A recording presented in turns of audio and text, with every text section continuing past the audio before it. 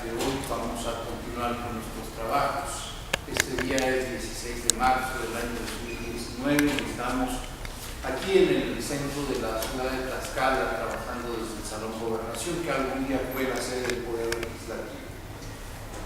Al continuar con nuestros trabajos y recordar lo que el día anterior estábamos exponiendo en torno de que el hombre primitivo había tenido que evolucionar para finalmente fortalecer su aparato fónico y desarrollar su lenguaje. Hoy tenemos que encontrarnos otra vez con ese hombre primitivo, con ese lento devenir de los momentos importantes en nuestra evolución humana, ahora para encontrarnos en el camino de la generación de las primeras ideas. Ustedes comprenden perfectamente que nuestros antepasados lo tenían como prioridad más importante el sobrevivir, el alimentarse, el no ser devorados, el guarecerse de los elementos, el no perecer en ningún accidente. Poco tiempo les quedaba a nuestros antepasados para dedicar a otra cosa que no fuera la búsqueda del sustento. En un primer momento, como ustedes bien saben, el ser humano se bajó de los árboles, bajó de solamente comer fruto y empezó a probar la carne. Primero a través de la actividad de carroña, es decir, de los animales que encontraban muertos. Y después algo muy importante, el desarrollo de la cacería, que en nuestra especie no se dio como una cuestión pues intrínseca, natural, genética, como lo tienen otros seres vivos, como los lobos, por ejemplo, que tienen perfectamente desarrollados sus instintos para la caza o como para, en fin, todos los carnívoros que sabemos que existen en nuestra cadena alimenticia. Para el hombre fue muy importante este paso porque le obligó a comunicarse, le obligó a que tuviera la posibilidad de ponerse de acuerdo con los otros miembros de su horda para saber quién iba a hacer qué cosa, cómo lo iban a acorralar, cómo lo iban a atrapar, de qué manera lo iban a matar, etc. Y cuando uno lo piensa, no debió haber sido una cuestión menor. Una veintena, una treintena o acaso una cincuentena de pequeños hombrecitos prácticamente desnudos y desarmados tratando de vencer a un enorme mamut, por ejemplo, de varias toneladas de peso. No es cosa menor, pero lo interesante, lo que nos importa aquí es que este desarrollo del lenguaje hizo que el ser humano hiciera mucho más fluidas sus primeras ideas, los primeros trazos, los primeros esbozos de lo que fue sin duda alguna su pensamiento. Ustedes saben también que posteriormente vino el otro gran descubrimiento, el de la agricultura, el de comprender que las semillas pueden transformarse en plantas y estas pueden a su vez generar otros frutos, el poder ir entendiendo poco a poco a lo largo de siglos, acaso de milenios, el paso de las estaciones, el paso de los elementos, la regularidad de las temporadas o de las estaciones del año, para poder saber exactamente en qué época sembrar, en qué época levantar la cosecha, cómo cuidar a las mismas plantas, etc. Uno va hoy al supermercado, hoy uno ve los campos que recién empiezan a ser labrados en nuestro Tlaxcala y no se toma conciencia de todo lo que algún día tuvieron que sufrir nuestros antepasados para acumular todo este conocimiento primitivo. En nuestra Mesoamérica, por ejemplo, nuestro maíz, que es el cultivo primordial, aparentemente habría sido cultivado desde hace unos 20 o 12,000 años antes de nuestra era, antes de la actualidad propiamente dicho. Eso implica, a eso nos llevan algunos descubrimientos arqueológicos que se han hecho sobre todo en el área del Valle de Tehuacán, actualmente en el estado de Puebla. Pero lo importante entonces es que al descubrir y al poder combinar la agricultura y posteriormente la ganadería, es decir, tener ya seguro el sustento, el ya no estar dependiendo de las manadas, de cómo se movían, de su mismo flujo a través de los continentes, le permitió al hombre una gran ventaja que es en la que quisiera que nos centráramos este día. Le permitió tener tiempo libre y eso a su vez le permitió por primera vez pensar. Pensar implicó para el ser humano que dedicara tiempo, ese tiempo libre, a tratar de contemplar primero los elementos más allá de su misma naturaleza animal, a tratar de explicarse por qué sale el sol todos los días o por qué siempre que llueve hay nubes, o por qué, por ejemplo, los volcanes en determinados momentos hacen erupción, o por qué es que la Tierra de cuando en vez se estremece con cataclismos o temblores, por qué es que de pronto la Tierra se ve sometida a diferentes fenómenos como la sequía o también como las inundaciones. Y entonces el ser humano comienza a plantearse esas preguntas fundamentales para nuestra vida, comienza a preguntarse quién soy yo, qué soy yo, para qué estoy aquí, de dónde vine, qué valgo, qué soy respecto de los demás, qué soy respecto de las otras cosas, qué soy respecto de los animales, qué soy respecto de toda la creación, de todo el cosmos, del universo. Quizá no con estas palabras, por supuesto, pero comienza a tener la necesidad de darse a sí mismo una explicación. Y en esa lógica está justamente el nacimiento de su capacidad de imaginación. En ese momento es cuando el ser humano comienza a desarrollar sus primeras ideas, sus primeras explicaciones. Hay quien se explica que todo fue creado en un momento después del caos, hay quien llega a decir que un día un Dios superior hizo a un hombre y a una mujer a partir del barro, hay quien se explica que los primeros hombres fueron creados de maíz, hay quienes explican al mundo diciendo que los seres humanos son los hijos del sol y una larga lista de todo lo que fue la producción mitológica en un primer momento. Pero lo que nos interesa aquí no es dar una clase de mitología y religión, sino llevarnos a reflexionar acerca de ese momento grandioso del nacimiento del pensamiento humano. Es fundamental porque a la par que había nacido el lenguaje, a la par que cada palabra tenía su lugar, su significante, su significado, también comenzaba a generarse una manera de poder aplicar esos vocablos, una forma de poder entender al mundo a través de darle nombre a las cosas, de poder por lo mismo tratar de saber cuáles son las relaciones que hay entre una cosa y otra, entre un fenómeno y el ser humano, entre el ser humano y el cosmos, entre el cosmos y las cosas que tiene a su alcance el ser humano, etc. Y esto naturalmente nos empezó a dar ese génesis de la inteligencia, de la razón, de la manera de pensar. Hay un mito precioso, por ejemplo, en la Biblia,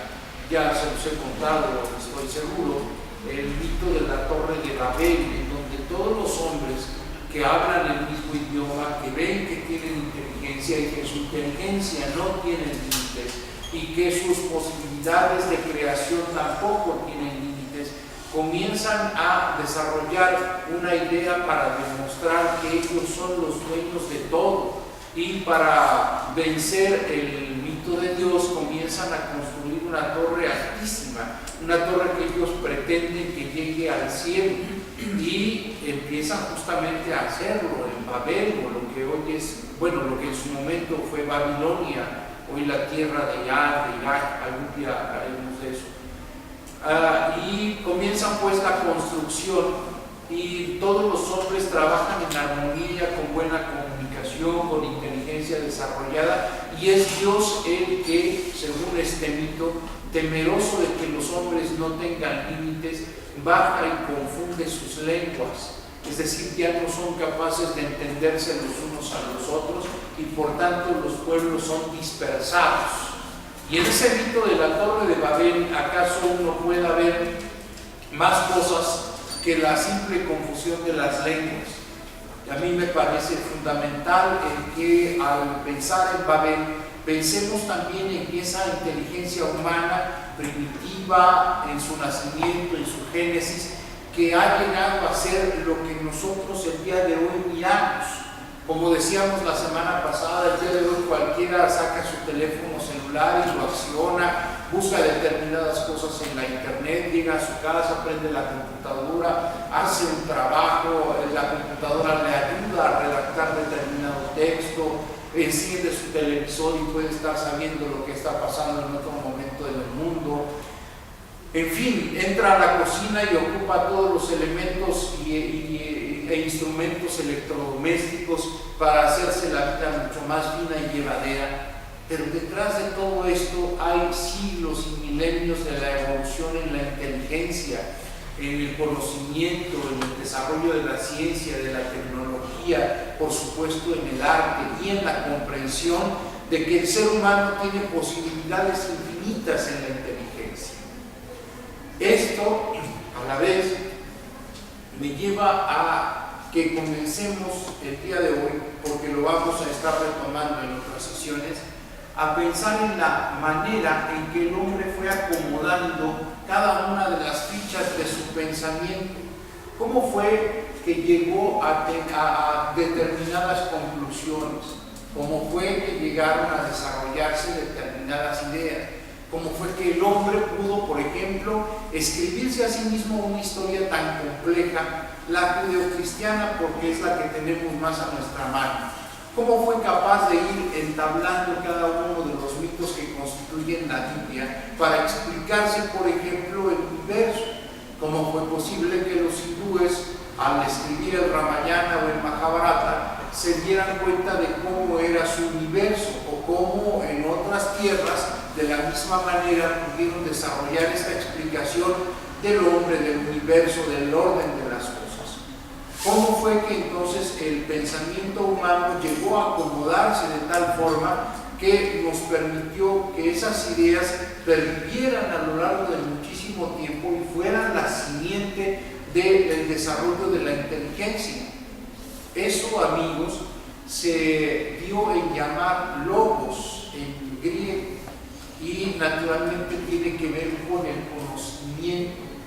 Entonces, esto es la manera en que el hombre fue construyendo poco a poco las piezas de su propio pensamiento, de su reflexión, y llegaron a determinadas conclusiones, valederas o no, interés en cuestión de quién lo vea y quién lo discuta.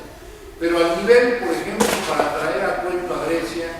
de un hombre que, como Sócrates, llegó a entender el mundo de manera muy puntual, o como sus dos discípulos más importantes, el directo, que fue Platón, y el que le fue indirecto, digamos, su nieto intelectual, que fue Aristóteles, y que durante mucho tiempo esta tríada, y particularmente esta dupla, Platón y Aristóteles, dominaron el pensamiento del mundo occidental, al menos. ¿Cómo fue entonces, reitero, que el ser humano pudo llegar a comprenderse a sí mismo, a tener un concepto de sí propio, a tener una idea de lo que podía desarrollar su inteligencia? Eso es lo que nosotros queremos comprender aquí cuando hablamos de oratoria, porque nosotros lo que hacemos es eso, generar el conocimiento, generar la estructura. Hablamos y hablaremos con la capacidad que nos brinde nuestra inteligencia y el conocimiento que a lo largo de muchos años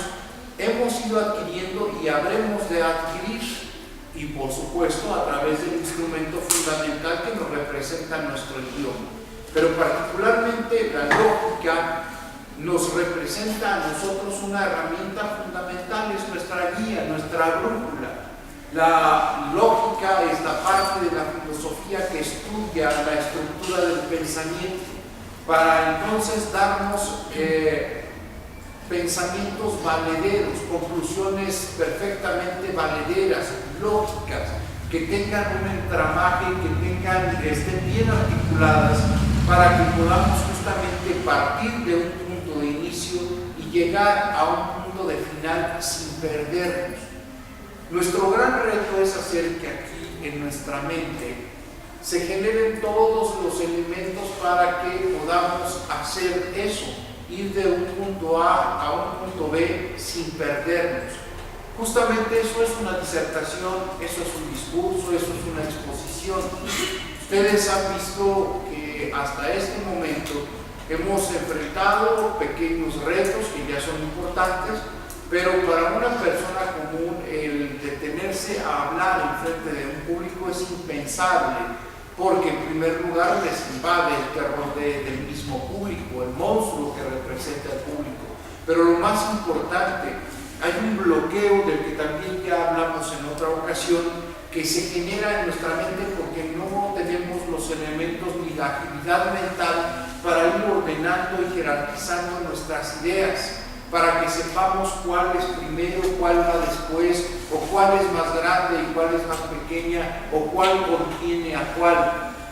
Esto es fundamental porque en este desarrollo de las habilidades del pensamiento no solamente tenemos la posibilidad de aportar a nuestra exposición oratoria, sino en general a todo lo que hacemos, sea que todavía tengamos la condición de estudiantes o que ya tengamos el ejercicio de alguna profesión, sea que queramos dedicarnos a una cosa o a otra. De cualquier manera, la capacidad de raciocinio, la capacidad de lógica es fundamental para ser desarrollada en los seres humanos.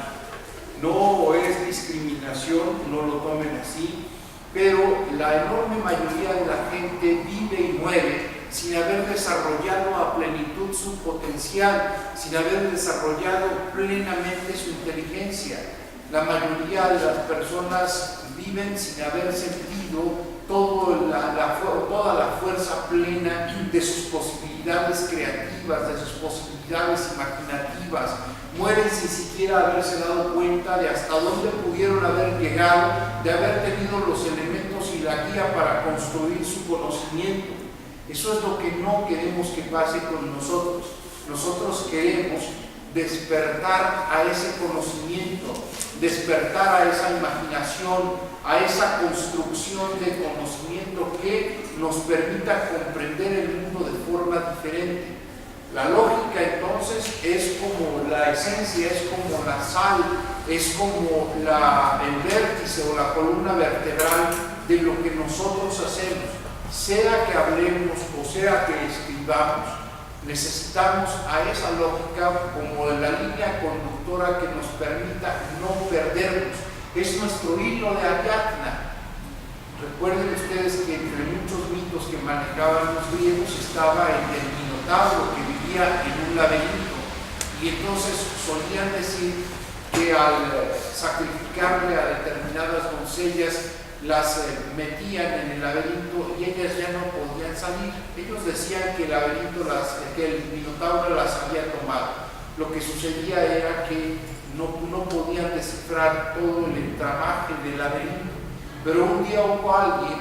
que, tomando un hilo larguísimo, el hilo de Ariadna, se fue introduciendo al laberinto y llegó al otro lado sin perderse y pudo regresar con la guía de ese hilo. La lógica es para nosotros eso mismo, el hilo de Ariadna que no permite que nos perdamos, pero es importante que desarrollemos a cabalidad todas nuestras potencialidades, que le demos a nuestro cerebro, a nuestra inteligencia, toda la libertad. ¿Comprenden ustedes qué son? Que ustedes son personas y que justamente son dueñas de una inteligencia sin par, de una inteligencia que no puede ni debe limitarse, y que en la medida en que ustedes lo deseen va a ir creciendo en forma de que la vayan nutriendo con las lecturas de todos los días, con el fruto de sus propias reflexiones y con su capacidad imaginativa. Esto entonces les hará que en algún tiempo la lógica les permita disertar o escribir sobre lo que ustedes gusten, pero sobre todo poder comprender el mundo de forma diferente y ser